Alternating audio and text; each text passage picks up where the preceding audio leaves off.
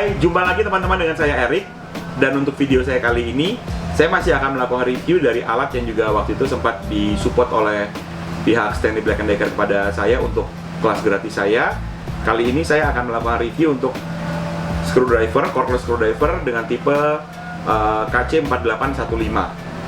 Ini harganya murah banget menurut saya. Hanya sekitar kisaran 290-an sampai 270 sampai 300-an ribu harganya. Dan kecil banget, hanya sekitar 400 gram beratnya. Kecil, handy, jadi buat laki-laki, perempuan ini tidak akan kesusahan untuk menggunakan tools ini.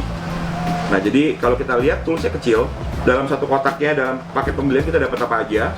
Paket pembeliannya seperti ini. Ada alatnya sudah pasti.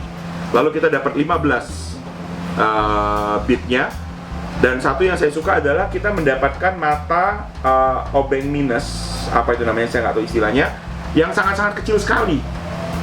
Ini berguna banget. Ini biasa kita nyebutnya obeng kacamata kan, kecil seperti ini. Dimana di tipe DeWalt yang tipe Black & Decker yang saya pernah review sebelumnya, tidak ada mata yang sampai sekecil ini.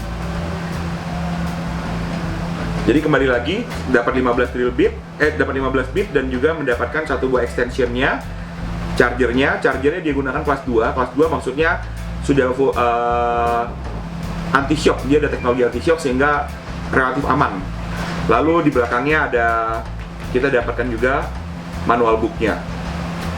Nah, kita kembali lagi ke alatnya.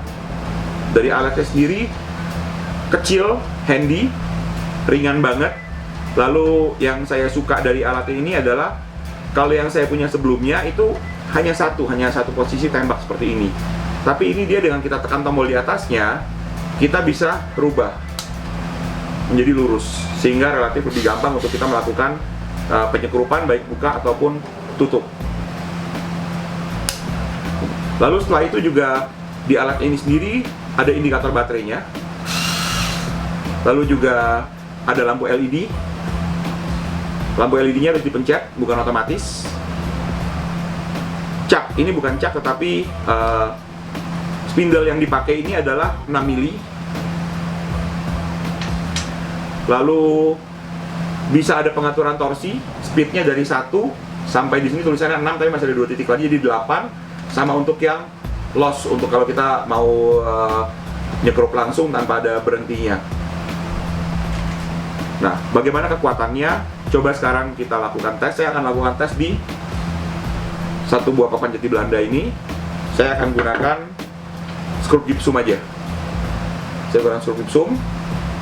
Kita pasang matanya.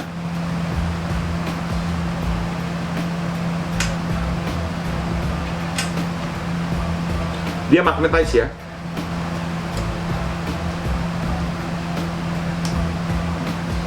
Lalu kita coba di sini. Kita akan coba kekuatannya. Ini saya gunakan speed videonya, speed video normal.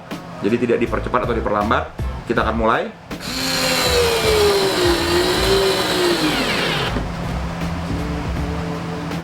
Tadi kita sudah lakukan percobaan untuk menyekrup ini dan waktunya kurang lebih 10 detik. Jadi memang alat ini sebenarnya kalau kita gunakan untuk rumahan sih oke. Tapi kalau untuk kita kerja yang berat-berat mungkin masih kurang memadai ya. Tetapi buat teman-teman yang di rumah yang butuh buat sehari-hari hanya untuk mungkin perbaikin engsel atau yang lain-lain, itu alat ini menurut saya sangat-sangat rekomendasi sekali. Kecil, ringan, dan gampang sekali disimpannya. Bentuknya juga bisa dirubah. Jadi kalau misalnya kita mau melakukan penyekrupan dengan lebih posisi yang lebih nyaman juga bisa. Baterainya juga lumayan dan proses pengecasannya tadi sebelum ini saya sudah lakukan pengecasan itu kurang lebih 1 jam dari habis sampai dengan dia penuh. Jadi kalau dari kita ambil kesimpulannya dari sisi saya untuk alat ini, apa sih yang saya suka dari KC4815 ini? Pertama, dia ringan, compact, dan menurut saya sangat-sangat handy. Saya suka sekali dengan bisa dirubah seperti ini. Lalu tenaganya cukup. Dibilang powerful sekali tidak, tetapi cukup kalau untuk kita di rumah, untuk bapak-bapak atau ibu-ibu yang di rumah hanya untuk daripada capek-capek muter-muter obeng, lebih baik kita gunakan alat ini satu. Lalu dia juga bisa menjangkau ya, enaknya karena dia bisa dipanjang ini, jadi misalnya tempatnya agak kecil bisa kita jangkau lebih jauh lagi. Itu yang saya suka pertama. Yang saya tidak suka atau saya kurang suka dari alat ini adalah tempatnya, dia tidak ada box. Beda dengan yang seri sebelumnya, itu dimana dapatkan satu buah wadah kemasan kaleng.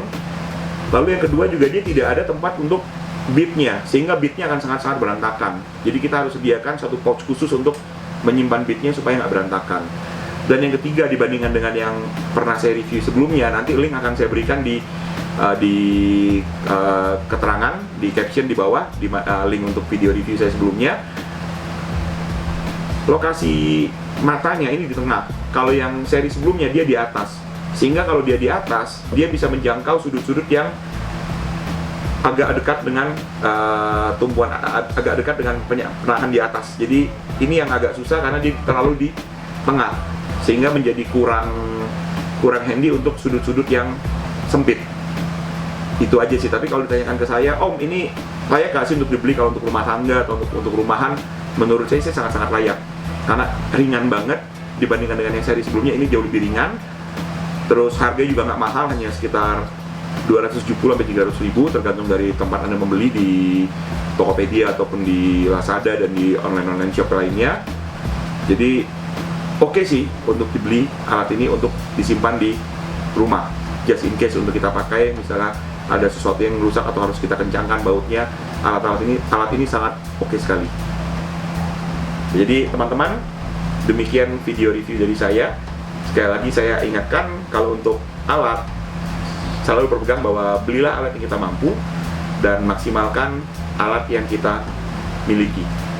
Jangan lupa untuk like, komen, subscribe, dan juga share video ini. Demikian video dari saya. Sampai jumpa dan terus berkarya.